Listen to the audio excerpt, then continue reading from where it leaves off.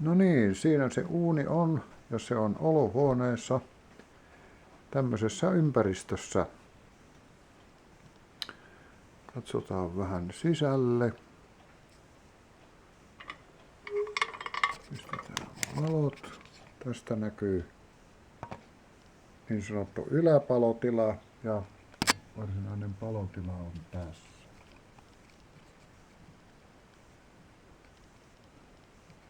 Noin. Ja kello on nyt vähän yli 8. Veden ylälämpötila on 38 astetta ja säili on alareunassa. Veden lämpötila on 35 astetta. Sitten katsotaan tänne palopesään vielä. Siellä on arina. Ja palopesässä joka puolella on tulimuuraus, tulitiilit, vaan 20 milliä täällä alhaalla paksu.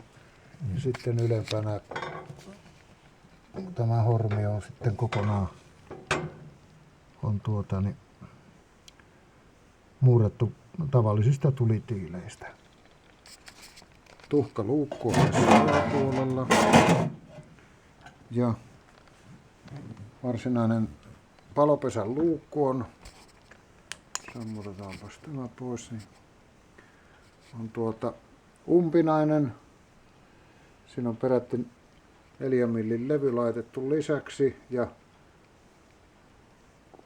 luukku on ylösalaisin, eli korvausilma, toisioilma otetaan täältä luukun yläreunasta. Sepon valutuotteen tekemä sen takia yläreunasta, että saadaan toisioilma liekkiin eikä tonne puihin.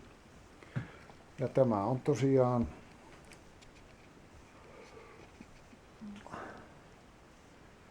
tässä olohuoneessa. Yksi seinä on maalattu tiilin näköiseksi.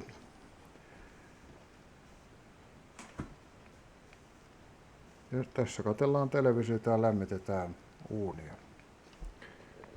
No niin.